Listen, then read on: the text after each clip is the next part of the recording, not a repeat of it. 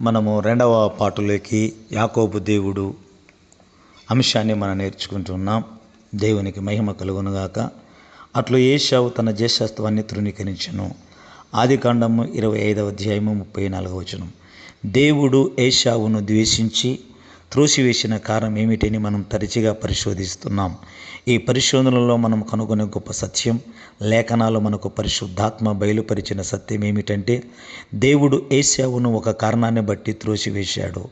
ఏశావు మొదట జ్యేష్ఠత్వాన్ని తృణీకరించాడు గనుక దేవుడు ఏశావును త్రోసివేస్తున్నాడని మనం చెప్పుకున్నాం.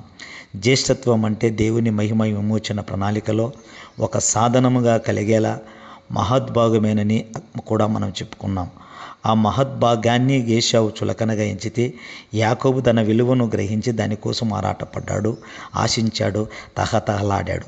అలా దేవుని దృష్టికి విలువైన దానిని యాకోబు కూడా విలువైనదిగానే ఎంచాడు. కనుక దేవుడు యాకోబును ప్రేమించటం సకారణమేనని మనం చెప్పుకున్నాం. అదేవిధంగా యేసుప్రభు విలువను, ఆయన శిలువ రక్తపు విలువను గుర్తించని వారు ఈనాటి యాకోబులని, వారు దేవుని ప్రణాళికలోకి వస్తారని, శిలువ రక్తపు విలువను గుర్తించక దాన్ని తృణీకరించని వారు ఎంత నీతి ప్రవర్తన కలిగిన వారైనా వారా దేవుని చేత తృణీకరింపబడతారని మనం చెప్పుకున్నాం. ఇంతవరకు విన్న తర్వాత మనకు కలిగే అభిప్రాయం ఏంటి?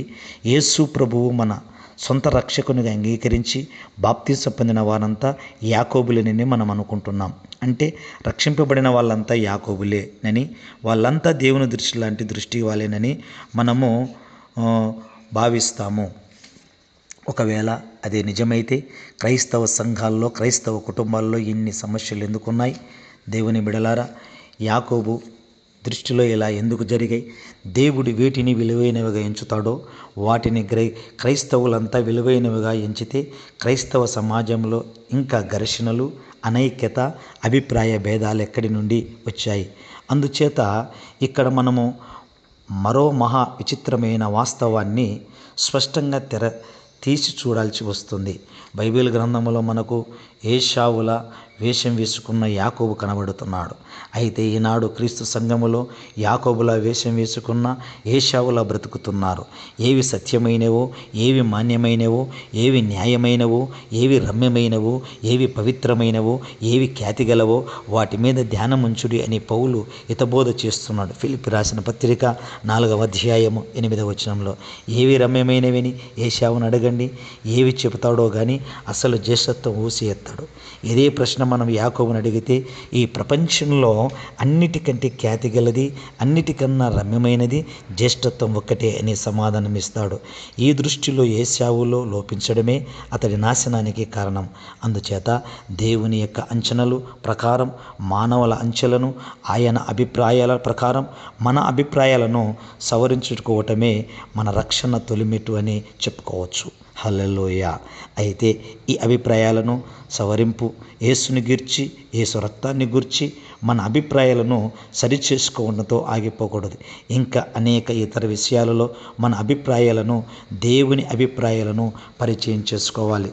క్రీస్తు రక్తం దగ్గర మాత్రమే దేవునితో ఏకీభవించి ఇతర విషయాలలో దేవుని అభిప్రాయాలను క్రైస్తవులు విభేదిస్తున్నారు గనుక క్రైస్తవ సమాజం ఇంత ఘర్షణ, ఇన్ని రకాలుగా వివాదాలుగా, విభేదాలుగా ఉన్నాయి. యేసుక్రీస్తు అమూల్యమైన వాడని ఒప్పుకుంటూనే సాక్షాత్తు ఆ క్రీస్తు ప్రభువే అమూల్యమైనవిగా ఎంచి ఇతర విషయాలను తృణీకరించే నకిలీ యాకోబుల తరం ఒకటి పుట్టుకొచ్చింది ఈ రోజులలో. దేవుని దృష్టికి విలువైన వాటిని తృణీకరించడం ఏంటి? ఏశావు లక్షణమైతే మరి విశ్వాసులుగా చలామణివుతూ కూడా దేవుడు తన అభిప్రాయాలను ప్రియమైనవిగాను, విలువైనవిగాను ఎంచి వాటిని తృణీకరించే వాళ్ళను ఏమని పిలవాలి? వీళ్ళు యాకోబు ముసుగులో ఏశావులు కారా? ఈనాడు ఇంకా దేవుని దృష్టిలో సంపూర్ణం అలవర్చుకొని ఏశావులు కొందరు యాకోబుల వేషం కట్టి దేవుని సంఘాలలో జొరబడ్డారు. ఏశావులలో కొందరు సంఘాలలో నాయకులుగా కూడా చలామణి అవుతూ ప్రసంగ పీఠాలను ఆక్రమించి ఏశావు భాష మాట్లాడుతున్నారు. చేతులు ఏశావు చేతులు ఉన్నాయి, కానీ స్వరం యాకోబు స్వరమేనని గుర్తుపట్టాడు ఆనాడు ఇస్సాకు. కానీ ఈనాడు వాళ్ళంతా యాకోబులనే ఉన్న వారి స్వరం మాత్రం ఏశావు స్వరంగా ఉన్నదని చెప్పవలసిన విచిత్ర పరిస్థితి ఆసన్నమయ్యింది. దేవుని దృష్టికి అమూల్యమైనవేవో దేవుని పరిశుద్ధ లేఖనాలలో బహుతేటగా తెలియపరిచాడు. దేవుని దృష్టికి అమూల్యమైనవి యేసు రక్తము మాత్రమే కాదు, ఇంకా చాలా ఉన్నాయి. సామెతలు 23:23 ప్రకారము సత్యమును అమ్మివేయక దానిని కొనియించుము అని ఉపదేశిస్తున్నది లేఖనం. ఆ మాట గమనించారా? మనం సత్యాన్ని కొనుక్కోవాలంట. కొనుక్కోవటం అంటే ఏంటి? ఏదైనా ఒక వస్తువును సంపాదించుకోవడానికి మన దగ్గర ఉన్న డబ్బును కోల్పోవస్తే మనం ఆ డబ్బును పోగొట్టుకొని ఒక వస్తువును సంపాదించుకుంటే అప్పుడు మనం ఆ వస్తువును కొనుక్కున్నట్లు అవుతుంది. అలాగే మనం సత్యాన్ని కొనాలి అంటే సత్యాన్ని సంపాదించడం కోసము మన దగ్గర ఉన్న ధనాన్ని మనము నష్టపోవాలన్నమాట. అంటే మన వద్ద ఉన్న డబ్బు నంతటిని పోగొట్టుకోవాల్సి వచ్చినా లెక్క చేయకుండా సత్యం కోసం వెదకాలన్నమాట. సత్యం అనేది అంత ప్రశస్తమైనది. అయితే క్రైస్తవులు ఈనాడు సత్యం యొక్క విలువను గ్రహించటం లేదు. సత్యం అంటే ఏంటి? నీ వాక్యమే సత్యం అన్నాడు యేసుప్రభు యోహాను 17:17లో. అంతేకాదు, నీ వాక్య సారాంశం సత్యం అన్నాడు దావీదు 119వ కీర్తన 160వ వచనంలో. దేవుని యొక్క సారాంశము సత్యం, వాక్యము అసత్యం, పై పొరలలో దొరకదు. సత్యమైనది దూరంగా ఉన్నది, బహులోతుగా ఉన్నది. దాన్ని పరిశీలన చేయగల వాడెవడు అంటున్నాడు ప్రసంగి 7:24లో. అవును, పరిశుద్ధ లేఖనాలు సత్యాన్ని కనుగొనటం చాలా కష్టతరమైన సంగతి. లేఖనాలు ఒక సముద్రము లాంటివి.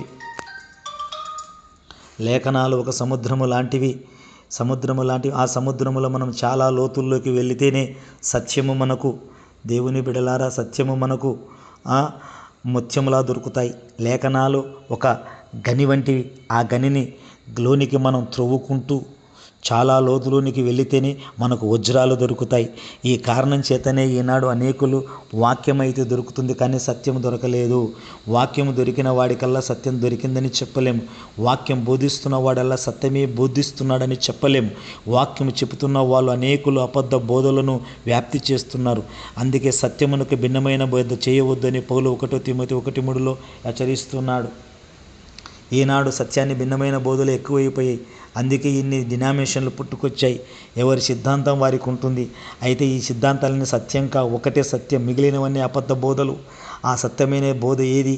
అది కనుక్కోవటం చాలా కష్ట సాధనమైన పని. గనుక ఈనాడు క్రైస్తవ సమాజం బోధకులు ఆ పని పూనుకోవటం లేదు. ఏదో ఒక బోధ చేస్తున్నాం, ఏదో ఒక బోధ వింటున్నాం, ఇది చాలదా మళ్ళీ సత్యం అసత్యం అంటూ ఈ లేనిపోని గొడవంతా ఎందుకు అనే వాళ్ళను నేను చాలామందిని చూశాను.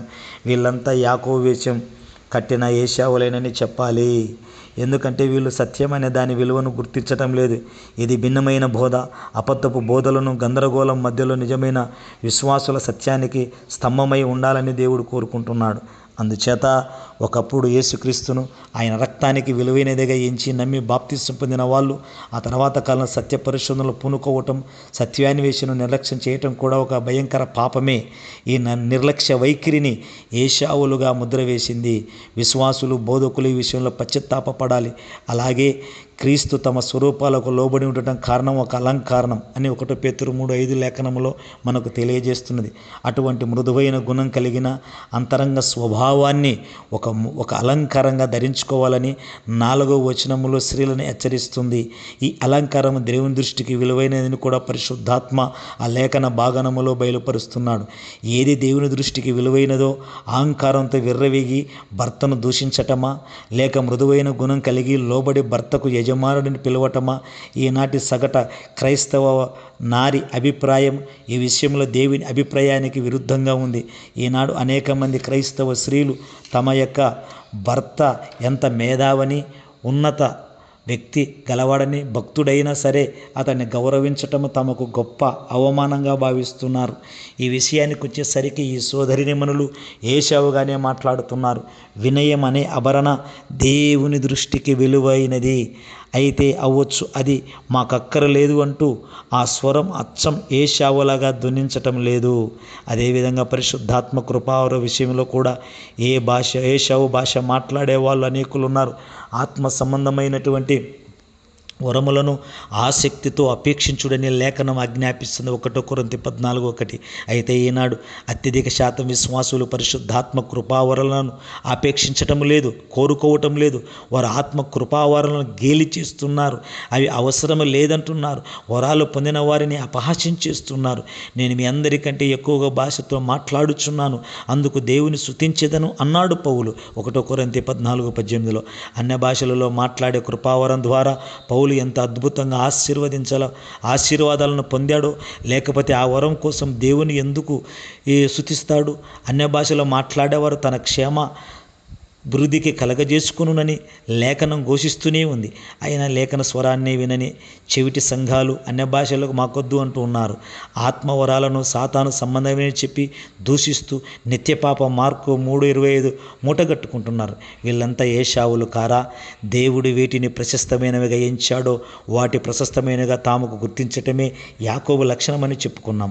అలాంటి లక్షణము కలిగిన వారికి మాత్రమే తన దేవుడిని మనము తెలియజెప్పట కోసం దేవుడు తన్ను యాకోబు దేవుడిగా బయలుపరుచుకున్నాడని చెప్పుకున్నాం. హల్లెలూయా. అయితే దేవుడు విలువైనవిగా ఎంచిన ప్రతి ఒక్క విషయాన్ని మనము విలువగానే ఎంచాలి, కానీ కొన్నిటిని కొన్నిటిని తృణీకరించడం ఏంటి? ఆత్మ సంబంధమైన ప్రశస్తమైన వస్తువులు ఎన్నో ఉన్నాయి. వాటిలో ప్రతిదాన్ని మనం ఘనమైనదిగా ఎంచగలిగినప్పుడే దేవుడు మనల్ని యాకోబుగా గుర్తిస్తాడు, మనల్ని యాకోబుగా దేవుడు ప్రేమిస్తాడు. ఆయన మన దేవుడు అవుతాడు, మనల్ని ఆయన స్వకీయ సంపదగా చేరుస్తాడు, మనలో తన కృపా కార్యాన్ని సంపూర్ణంగా జరిగిస్తాడు. వింటున్నారా ప్రియులారా? మనము మానవ మాత్రము గనుక దేవుని క్రియలను ప్రశ్నించకుండా, అర్థం చేసుకోవడానికి ఏమాత్రం ఎత్తించకుండా ఆయనను ఆరాధించాలని పెద్దలు చెప్తుంటారు. ఆ మాట నిజమే. అయితే అవగాహన అనేది లేనప్పుడు విశ్వాసి తన పూర్ణ హృదయంతో మాత్రమే దేవుడిని ఆరాధించగలడా? మనం పూర్ణ హృదయంతో మాత్రమే కాదు, పూర్ణ మనసుతో కూడా దేవుణ్ణి ఆరాధించాలే కదా. దేవుని సంకల్పములో మనకు అర్థము కాని సమయాలలో మన హృదయాలను ఆయనను ఆరాధిస్తుంది. అయితే ఆయన సంకల్పం మనకు అవిధికమైనప్పుడు మన మనసు కూడా ఆరాధిస్తుంది. విశ్వాసులు తమ మనసులతో కూడా ఆరాధించకపోతే హృదయ ఆరాధన కాలక్రమాన సన్నగిల్లుతుంది. అందుకే విశ్వాసులు తమ పూర్ణ హృదయముతోనూ తమ పూర్ణ మనసుతోనూ దేవుణ్ణి ఆరాధించగలిగి ఉండేందుకు దేవుడు తన ఎంపికలో న్యాయాన్ని ప్రత్యక్షపరుస్తూ ఉన్నాడు. హల్లెలూయా. నిర్గమకాండము 3:6 మరియు ఆయన నేను అబ్రహాము దేవుడును, ఇస్సాకు దేవుడును, యాకోబు దేవుడును చెప్పాడు. యాకోబు చరిత్రను ఎరిగిన వారు ఈ మాటలు ఆశ్చర్యాన్ని కలిగిస్తాయి. ఎందుకంటే ఈ సంఘటన జరగటానికి దాదాపు 400 ఏళ్లకు ముందే ఎబ్బే ఏటి ఒడ్డున యాకోబును ఆశీర్వదించి ఇక మీదట నీ పేరు ఇశ్రాయేలుగాను యాకోబు అనబడదు అని వాగ్దానం చేశాడు. ఆదికాండము 32:38 తిరిగి ఆదికాండం 35:9-10 కూడా రెండవసారి అదే వాగ్దానము రాయబడింది. అయితే నీ పేరు ఇక మీదట యాకోబు అనబడదు అని చెప్పిన దేవుడు తన వాగ్దానాన్ని తానే మరిచినట్లుగా 400 ఏళ్ళు గడిచాక నేను యాకోబు దేవుడను అని తనను తాను మోసకు పరిచయం చేసుకుంటున్నాడు. అంతేకాదు ఆ వచనాన్ని మీరు జాగ్రత్తగా చదివి ధ్యానిస్తే అక్కడ మరో విచిత్రమైన సంగతి ఉంది. దేవుడు ఎత్తి చూపుతున్న ఆ ముగ్గురు భక్తులలో అబ్రహాము, యాకోబు ఇద్దరి పేర్లు మార్చబడిన భక్తులే. ఇద్దరికి దేవుడు పాత పేర్లే మార్చి కొత్త పేర్లు పెట్టాడు. అంతకు మునుపు అబ్రాముగా ఉండిన ఆ పేరును అబ్రహాముగా మార్చాడు. యాకోబు అనే పేరును ఇశ్రాయేలుగా మార్చాడు. అయితే ఇక్కడ విచిత్రం ఏమిటంటే పేర్లు మార్చబడిన ఆ ఇద్దరి భక్తులలో ఒకరి పేరు చెప్పడం కొత్త పేరు చెప్పి రెండో భక్తుడి పేరు మాత్రం పాత పేరు చెప్తున్నాడు దేవుడు. ఎందుకని చెబితే ఇద్దరి విషయంలోనూ పాత పేర్లు చెప్పాలి, లేకపోతే ఇద్దరి విషయంలో కొత్త పేర్లు చెప్పాలి. బైబిల్ మన ప్రత్యక్షతం అవుతున్నప్పుడు దేవుడు సర్వజ్ఞాని, పరిపూర్ణుడు. ఆయన దేవుడు, ఆయన మతిమరుపు లేదు. మార్చబడిన ఇద్దరి భక్తుల పేర్లు చెప్పడంలో ఆయన ఈ భేదం కనపరుస్తున్నాడంటే ఆయన కావాలని ఇలా జరిగిస్తున్నాడు. అలా చేయడం ద్వారా మనకు ఏదో సందేశం అందించాలని ఆయన ప్రయత్నిస్తున్నాడు. హల్లెలూయా. దేవుడు ఈ విధంగా నేను అబ్రహాము దేవుడును, ఇస్సాకు దేవుడును, యాకోబు దేవుడునని తను తాను పరిచయం చేసుకోవడం ద్వారా తన వ్యక్తిత్వాన్ని, తన సంకల్పాన్ని, తన ప్రణాళికను సంపూర్ణంగా ప్రకటిస్తున్నాడు. అంటే దేవుడు ఎవరు, ఎలాంటి వాడు అన్న ప్రశ్నకు బైబిల్ ఇస్తున్న సత్వరమైన జవాబు అంతా ఒక వాక్యములో ఇమిడి ఉన్నదన్నమాట. ఈ అంశం అంతటిని నేర్చుకోవటం సాధ్యం కాదు. కానీ మనం మన ధ్యానాన్ని యాకోబు దేవుడు అనే ఒక మాట మీద కేంద్రీకరిద్దాం. దేవుడు తనని తాను యాకోబు దేవుడని ఎందుకు ప్రకటించుకున్నాడు? ఇక మీద నీ పేరు యాకోబు అనబడదు అని ఖండితంగా తానే సెలవిచ్చిన తర్వాత కూడా దేవుడు మళ్ళీ యాకోబు అనే పేరు ఉపయోగిస్తున్నాడంటే దేవుని మనసులో ఉన్న వ్యక్తి ఇస్సాకు కుమారుడైన యాకోబు కాదన్నమాట. దేవుడు ఇంకెవరినో ఆ పేరుతో సంబోధిస్తున్నాడు. నిజానికి ఇక్కడ యాకోబు అనే పేరు యాకోబు ఎబ్బేరేవుకు రాకముందే అతడు జీవించిన జీవితాన్ని సూచిస్తుంది. ఎబ్బేకు రాక మునిపే యాకోబు జీవించినంటే మోసపూరితమైన జీవితాన్ని జీవిస్తున్న వ్యక్తులందరూ ఇప్పుడు యాకోబులని పేరు వర్తిస్తుంది. యాకోబు అంటే మోసగాడని అర్థం. ఆ పేరు అతనికి సరిగ్గా చెల్లింది అన్నాడు ఏశావు. యాకోబు మోసకారి, వేషధారి, అనర్గళంగా, అశుభువుగా, అప్పటికప్పుడు అబద్ధాడడంలో దిట్టు. అతడు కపటోమి గలవాడు. ఆదికాండం 27, 35, 36 వచనాలు. ఆదికాండం 27 అధ్యాయంలో యాకోబు తన తండ్రి మోసగించి అబద్ధమాడి తన తండ్రి దీవెన పొందాడు. ఆదికాండం 32 అధ్యాయంలో దేవుని చేత సంధింపబడి తన అబద్ధాల బ్రతుకును ఒప్పుకొని సరిచేసుకున్నాడు. 33వ అధ్యాయంలో దేవుడు యాకోబు నీ పేరేంటి అని అడిగినప్పుడు అతడి పేరేమిటని దేవునికి తెలియక కాదు, అతడికి తన అసలు పేరు చెప్పి అలవాటు లేదు. నకిలీ పేరు చెప్పి తనకు లేని పేరు చెప్పి లోకులు మెప్పు పొందటం అతడి అలవాటు. అదే ప్రశ్న ఇంతకు ముందుకు ఒకసారి కూడా అడిగాడు, నీవెవరివి అని. ఇస్సాకు అడిగాడు ముందుకు, నీవెవరివని. యాకోబు సరైన సమాధానం, నేను ఏశావును అన్నాడు. ఇప్పుడు దేవుడు అదే ప్రశ్న మళ్ళీ అడుగుతున్నాడు. ఇప్పుడేం చేస్తాడు యాకోబు? ఇప్పుడు నిజం చెబుతాడు. తన అసహ్య నిజ స్వరూపాన్ని ఒప్పుకుంటాడు. తన నకిలీ పేరు చెప్పటం మనుషుల ముందు చెల్లింది కానీ దేవుని ముందు చెల్లదని యాకోబుకు అర్థమైంది. ఈసారి అసలు పేరు చెప్పేశాడు, నా పేరు యాకోబు అని. అంటే నేను మోసగాన్ని, అబద్ధికుని, కపటిని అని ఒప్పుకుంటున్నాడు. అక్కడ దేవుడు ఆశీర్వదించాడు. హల్లెలూయా. ఆదికాండం 32:29 మర్చిపోకండి. ఆదికాండం 27వ అధ్యాయంలో మోసం చేశాడు. 32వ అధ్యాయంలో పశ్చాత్తాపడ్డాడు. తన పాపాన్ని దేవుని ఎదుట ఒప్పుకున్నాడు. కన్నీళ్లు విడిచి బ్రతిమలాడాడు. హోషేయ 12:4లో క్షమాపణ, దీవెన పొందాడు. అయితే విచిత్రాలకెల్లా విచిత్రం ఈ పశ్చాత్తాపము, ఒప్పుకోలు ఇదంతా యాకోబులో లేనప్పుడే 28వ అధ్యాయంలో యాకోబు దేవుడు ప్రత్యక్షతమై మాట్లాడాడు, వాగ్దానాలు చేశాడు. ఆదికాండం 28వ అధ్యాయం 5వ వచనం చూడండి. దేవుడు అద్భుతమైన వాగ్దానాలు ఆ మోసగాడికి చేస్తున్నాడు. దేవుడు యాకోబు తన పాపాన్ని బట్టి పశ్చాత్తాపడిన తర్వాత అతడికి దేవుడు కాలేడు. యాకోబు ఇంకా పరిశుద్ధుడు కాకమునిపే దేవుడు అతడి పట్ల శ్రద్ధ కనపరిచాడు. హల్లెలూయా. మన ప్రభు ఎంత ఆశ్చర్యకరుడు. ఈనాడు అనేక మంది విశ్వాసులు ఇంకా సంపూర్ణులుగా, పరిశుద్ధులుగా కాకుండా యాకోబులాగా ఉన్నారు అని నేను అనను. ఎందుకంటే అనేకులు అలా ఉన్నారు అనటము సంపూర్ణ సత్యము కాదు. సంపూర్ణ సత్యం ఏమిటంటే రక్షింపబడిన ప్రతి విశ్వాసికి తన సంపూర్ణుడు, పరిశుద్ధుడు అవటానికి ముందు తప్పకుండా కొంతకాలం యాకోబుగా జీవిస్తాడు. అంటే యాకోబు అనుభవంలో తప్పులు చేస్తూ, జనాన్ని మోసగిస్తూ, తన అసలు బ్రతుకును ఎవరికి కనబడకుండా దాచుకుంటూ అందరి మెప్పు పొందటానికి పైన ఒక తోలును కప్పుకొని బ్రతికే అనుభవము ప్రతి విశ్వాసికి తప్పనిసరిగా ఉండి తీరుతుంది. ఈ సంఘర్షణయే లేకుండా బాప్తిసం పొందగానే పరిపూర్ణుడై, పరిశుద్ధుడై, ఇశ్రాయేలు అయిపోయిన భక్తుడు ఈ భూమి మీద ఎవరు ఇంతవరకు పుట్టలేదు, పుట్టబోడు. అసలు దేవుని రక్షణ సంకల్పంలో 3 దశలుగా ఉన్నట్లు లేఖనం మనకు స్పష్టంగా చూడగలము. రక్షణ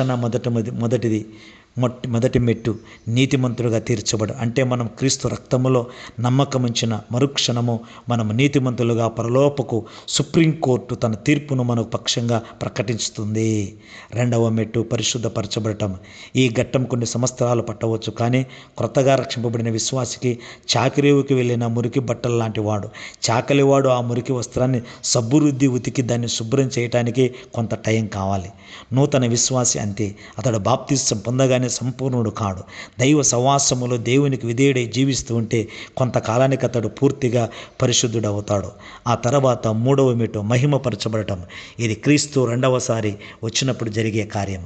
2వ మెట్టు మీద అంటే దేవుని చాకిరేవుకు ఇంకా ఉతకబడుతున్న దశలో ఉన్న విశ్వాసిని యాకోబు అని పిలువవచ్చు. ఈ ఉతకటం పూర్తి అయ్యాక అతడు ఇశ్రాయేలుగా అవుతాడు. దేవుని బిడలారా, మనం జ్ఞాపకం చేసుకుంటున్నాం. ఒకవేళ దేవుడు నేను ఇశ్రాయేలు దేవుడను అని మాత్రమే చెప్పి ఉన్నట్లయితే నిజంగా మనము ఈ లోకంలో దిక్కుమాలిన వాళ్ళమైపోయేవాళ్ళం. మన కలలు నిరీక్షణ అనేది ఉండేది కాదు. మనం ఇంకా పూర్తిగా పవిత్రులం అవ్వకముందే మనం ఇంకా బలహీనులుగా అప్పుడప్పుడు త్రుట్టులుతూ ఉండేవాళ్ళము. ఇప్పుడు మన ప్రభు మనల్ని ప్రేమించి మనల్ని కాపాడుతూ సమయోచిత సహాయాన్ని అందిస్తూ ఉంటాడు. ఇది సహజంగా చాలా ఆశ్చర్యకరమైన విషయం.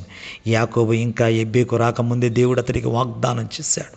నేను నీకు తోడై ఉంటాను, నిన్ను కాపాడుతాను, భూమి యొక్క వంశములన్నీ నీ మూలంగా ఆశీర్వదించబడతాయంటూ దేవుడు వాగ్దానాలు అయితే చేశాడు. యాకోబుని ఈ లోకరీతిగా ఆశీర్వదించాడు. వెండి బంగారాలు పశువు సంపదలు అనుగ్రహించాడు. దాసి జనాన్ని గర్భఫలాన్ని ఇచ్చాడు. అయినా యాకోబు అపరూపంగా ఎంచి కోరుకున్న జ్యేష్ఠత్వం అన్న హోదా మాత్రమే అతడు యాకోబు రేగు వచ్చిన తర్వాత స్థిరపరచబడింది. హల్లెలూయా. ఇక్కడ అద్భుతమైన విషయం ఏమిటంటే యాకోబు జ్యేష్ఠత్వానికి అర్హుడు కావాలంటే, మెస్సియా పితరులతో తానొకడు కావాలంటే అతడు పరిశుద్ధుడు కావాలి. గనుక దేవుడు పంతం పట్టినట్టు అతన్ని ఎబ్బేరేవుకు తోడుకొని వచ్చాడు. ఎలాంటి పరిస్థితులనైతే యాకోబు విరిగి నలిగి రోధిస్తాడో అటువంటి పరిస్థితులు అతనికి దేవుడు రప్పించాడు. ప్రభువును ప్రేమిస్తున్న ప్రియ విశ్వాసి సేవకుడా, నీవింకా యాకోబుగా ఉన్నప్పుడు నిన్ను ప్రభువు ప్రేమించటమే కాదు, నీవు చనిపోకముందు నిన్ను ఒక్కసారి తప్పకుండా ఎబ్బేకుకు పెనియేలుకు నడిపించాలన్నదే దేవుని స్థిర తీర్మానము. దేవుడు రోషము కలిగి ఆసక్తి కలిగి తప్పక దీనిని నెరవేరుస్తాడు. నీవు చనిపోకముందే మునుపు తప్పక దేవుడు నిన్ను పెనియేలుకు తెస్తాడు. నీవు లోగడ ఆడిన అబద్ధాలు, చేసిన తప్పులు నీకు జ్ఞాపకం చేస్తాడు. నీవు చేసిన ఆ తప్పుల కోసము నీవు పశ్చాత్తాపపడి రోధించే అవకాశము నీకు అనుగ్రహిస్తాడు. ఎన్నో ఏళ్ళ కిందట తప్పులు కూడా నీవు కుమిలి ఏడుస్తావు, తప్పులను గుర్తు చేసుకొని. అప్పుడు అక్కడ నిన్ను దేవుడు ఆశీర్వదిస్తాడు. హల్లెలూయా. ఆపై నీవు ఇశ్రాయేలు అవుతావు. నీవు ఇశ్రాయేలు అయ్యాక కూడా ఆయన నీ దేవుడే, నిత్యత్వమంతా నీకు ఆయన దేవుడు. అయితే నీవు ఇశ్రాయేలు అవ్వకముందు నీవింకా యాకోబుగా ఉన్నప్పుడు నీకు ఆయన దేవుడుగా ఉంటున్నాడు. గనుకనే నీవు పెనియేలుకు రాగలగాలి ఇశ్రాయేలుగా కాగలిగావు, పెనియేలుగా రాగలిగావు. నీవు యాకోబుగా ఉన్నప్పుడు నిన్ను ఆయన విడిచిపెడితే నీ గతి ఏమయ్యేది? అది ఊహించుకోవటానికే భయంకరమైన విషయం. అందుకే దావీదు ఎవనికి యాకోబు దేవుడు సహాయకుడు అగునో వాడు ధన్యుడు అని గానం చేశాడు. 146వ కీర్తన 5వ వచనములో. ఆమేన్, హల్లెలూయా. మనకు యాకోబు దేవుడు సహాయకుడిగా ఉన్నాడు. ఆయన నిత్యత్వం విలువలను గ్రహించి యాకోబును ప్రేమించేవాడు. దేవుని దృష్టికి విలువైనవి ఏవో గ్రహింపగలిగిన వారు అప్పుడప్పుడు త్రొట్టిల్లు పడుతున్నప్పటికీ వారిని క్షమించి ప్రేమించి సంరక్షిస్తూ ఉండే దేవుడు. అంతేకాదు ప్రతి యాకోబును తప్పకుండా ఇశ్రాయేలుగా మార్చే దేవుడు. ఆమేన్. ఇటువంటి దేవుడు ఈ విశ్వములో ఎక్కడున్నాడు? ఈ దేవునికి ఎవరు దొరికాడో వారు ధన్యులు. క్రీస్తునందు విశ్వాసి సేవకుడా, నీవు ధన్యుడవు, ధన్యురాలవు. నీ జీవితం ఈ యాకోబు దేవుణ్ణి స్తుతించు. ప్రతి విశ్వాసి జీవితంలోనూ యాకోబు బ్రతుకు అనదగిన ఘట్టంగా ఉండి తీరుతుందని ప్రతి బోధకుడు ఒప్పుకుంటాడు. రోమా 7వ అధ్యాయంలో వచనాలు ఉటంకించి మనమంతా యాకోబులమే మనము నీతిమంతుడెవడు లేడు అని బల్లగుద్ది వాదించే బోధకులు నేను చూశాను. అది సత్యమే, కానీ అంతటితో ఆపేస్తే అది క్రీస్తు సంఘాన్ని విషమవుతుంది. నిజమైన దైవత్వ ప్రత్యక్షత కలిగిన బోధకుడు దేవుని ప్రజలకు యాకోబు బ్రతుకులో నుండి ఇశ్రాయేల్ అనుభవంలోనికి నడిపించేందుకు ప్రయాసపడతాడు. ఎందుకంటే మనము యాకోబులాగా క్రీస్తు సంఘములో బ్రతకవచ్చు, పరలోకములో బ్రతకలేము. ఈ మాటలు విన్న దేవుని బిడలారా, దేవుడు మిమ్మల్ని దీవించునుగాక. ఇటు సత్యాలు ఇంకా మన పివి పాల్ ఛానల్ ద్వారా ఎన్నో మీరు తెలుసుకొని ఆత్మీయతలో అభివృద్ధి చెందుతూ ఆశీర్వదించబడి ఈ లోకములో దేవుని సాక్షులుగా బ్రతకాలన్నదే నా ఉద్దేశము. ఈ లోకములో మనము కన్ను మూస్తే మన కళ్ళు పరలోకములో తెరవబడాలన్నదే నా ఆశ. ఇట్లు ఫాదర్ విజయ్ పాల్.